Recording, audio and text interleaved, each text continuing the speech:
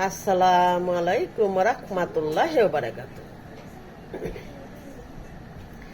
যে ৭২ ফেরকা দুজকে নিক্ষিপ্ত হবে তাদের জাহেরি সর্বপ্রকারের সুন্নত থাকবে সুন্নতি পোশাক, জাহেরি বিভিন্ন প্রকারের আমল থাকবে না নূর ও কালিমা তয়্যবের জিকির। আসার সময় আলমে আরওয়া হতে সঙ্গে করে নিয়ে এসেছিল।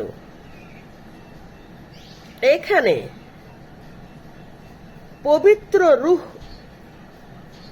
এখন সেই পবিত্র রূহকে পাপে পঙ্কিলতায় পরিপূর্ণ ক্ষতিগ্রস্ত করে সঙ্গে নিয়ে বিদায় হচ্ছে। কেন সে দুজকে যাবে না?